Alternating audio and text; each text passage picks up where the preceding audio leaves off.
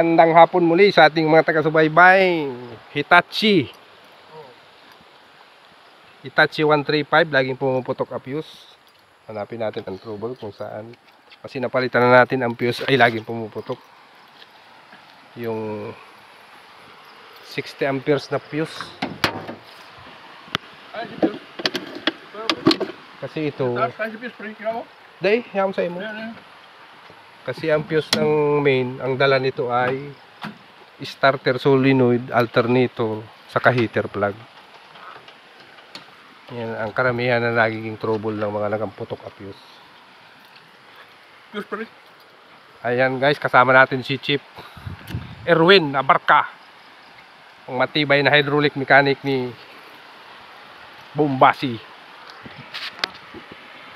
Ayan. Lagyan mo na lang muna ng wire, pare. Kapanuna 4 lang na piraso.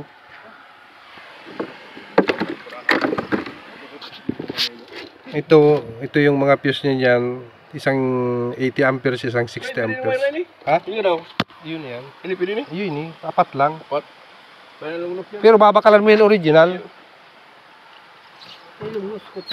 Pag susi pa lang, puputok na yan. Pagka grounded. Ngayon, kung nakita nating trouble niya na yan, unang bukas pa lang. Kasi dun sa fuse na yan, ang tinatakbuhan niyan ay heater plug. Heater plug, starter solenoid, saka alternator. Ayan, ito ang naging trouble. Ayan. Ito yung naging trouble. May tornilyo dito nagkumalso sa heater plug. Pag kumalso sa heater plug, pag susi mo pa lang, magi-spark na yan. Ito yung ebidensya.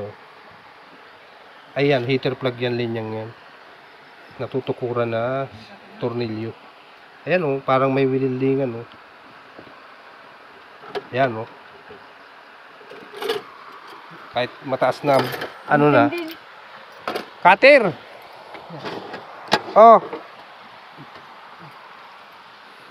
Lagyan muna natin ng jumper na wire para gumana na. Ayan, at habang ginagawa ng paraan ni Chip ang fuse at wala naman auto supply dito, lagyan muna ng 4 na pirasong hibla ng wire. At maya maya ay kukuha tayo ng pangsinabawan ng sardinas na pako. Daming pako dito. Mamamako muna tayo. Pero ito naman bakong ito ay delinquente itong lugar na ito. Kasi dito may dumadaan na parang payong baha. Pagka bumaha, sapul na sapul itong bakong ito. Kaya minamadali ng may-ari. Ayan yung quarry mababang lugar na ito. Abot dito at tubig. Ayan. Bilis-bilisan mo man na yan, Chip. Kahaloy-haloy. Subago ka pa man. Wala pa At kachilo ay. May kachilo ka dyan? Wala nga. Bakit mo At ayan na nga guys, ay ginawa na muna natin ng paraan. Lagyan muna natin ng 4 na hibla. Ito ay nagsisilbing parang 40 amperes. Yan. Ilang piraso lang muna yan. At malayo tayo sa auto supply. Maitaas lang muna natin ito sa mataas na lugar bago natin palitan ng original na fuse. Alright. At ayan na guys, titistingin na natin kung hindi puputok. Sige, on mo kung hindi na maputok. Wala pa rin mga pre. Nakauna yan? Ginaw? Yung tanggal si battery, tinanggal ko ito. Yan, mampalan ay tayo yan. Yan, at ayan na nga, at i-relay na, nag-relay na. Okay.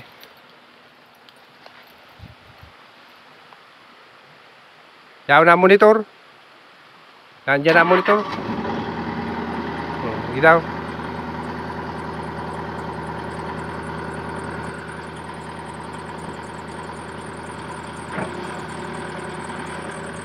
Yan, dali na natin. Wala naman umano.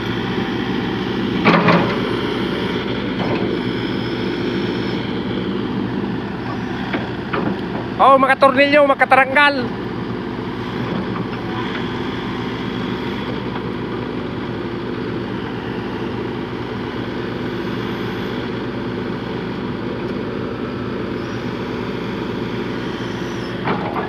Alright, okay na mga ka-hydro. Yung tornilyo kumalso doon sa heater plug, kaya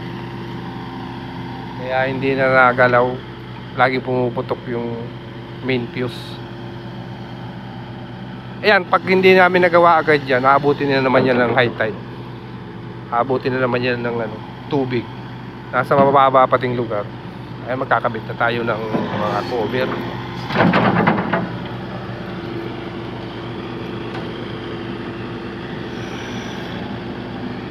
Ayos na. Kakabit na tayong cover. Kakabit ng cover.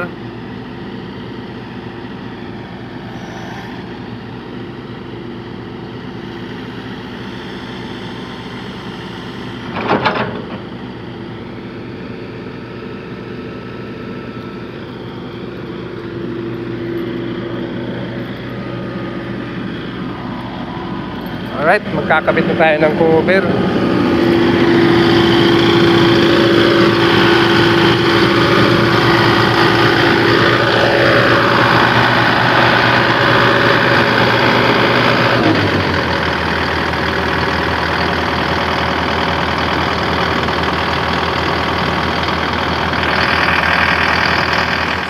Moments later. Na po, testingin na po natin kung hindi na puputok ang fuse.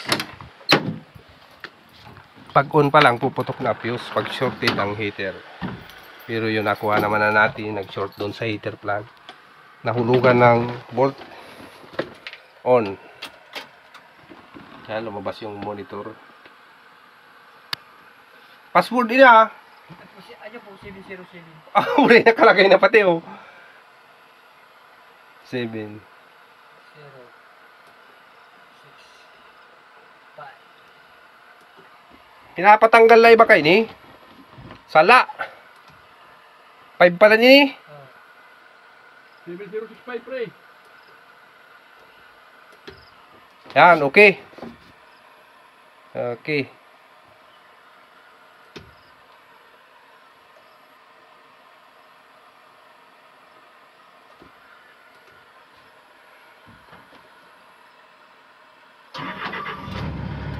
Okay, walang pumutok na fuse. Tingnan natin kung nagana.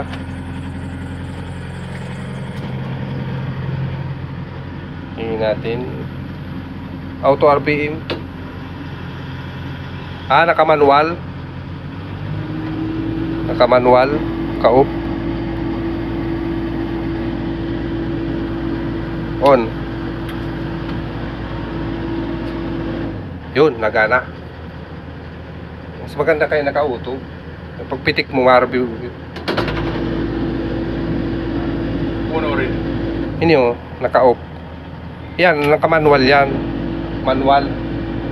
Indak mo sa isa sanay. Saan ka pa rin sanay? Putol mo yung corridor.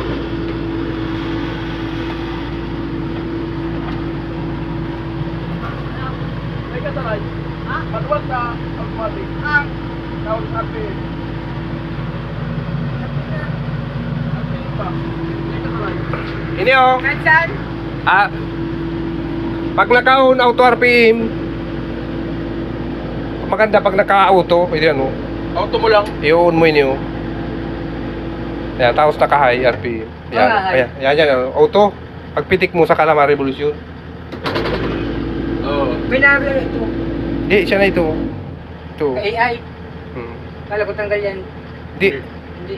Ganun. Ganun pa rin. bubuhayin mo yun AI. Yan kasi mas maganda ang galaw niyan. Tamo, i-on ko. Patigil yan. Oo, kasariling tigil yan. Pagpitik mo yan, imidya mo lang, pasariling lakas yan. Oh. Pag binitawan mo yan, nasariling pahinga. Mas maganda ang operasyon, matipid yan sa diesel. Yan o. Ito na sabihin ko kay Brian. Kamu may auto yung dumikit ng heater. Oo. Kaya pala kamo grounded. Naka-auto RPM siya. Oh. Maganda Hindi o. mo mapapansin talaga. Sa, pwede taman i-high. Doon pa yan sa akin. Yan, oh.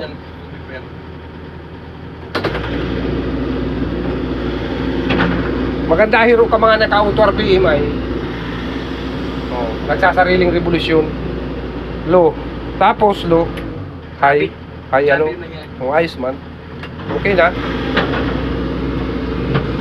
Hindi ko naman baguhin. O siya na yan, nakasiting na yan. Oo. Media lang yan.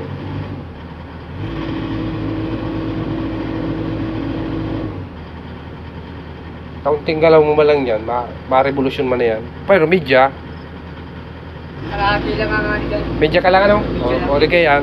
Sagad na. Ayan. Pag ano mo naman, ma-revolution na yan. Sabi mo na lang ano, grounded sa heater. Ah, Grounded lang mo. Ha? Huwag mo na sabihin ano, may tutrilyo. Sabihin mo, grounded ka mo yung wiring. Grounded yung heater. Okay na ka mo.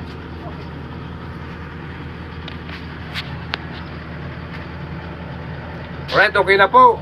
Maraming salamat kay Chip Abarca. Ayan, subscribe ang kanyang channel at sa kanyang mga reels. Ayan, maraming salamat at inimbitahan tayo para madali itong bagong ito. Okay, huwag kalilimutan i-subscribe ang ating channel, Torres the Electrician. Mabuhay po tayong lahat.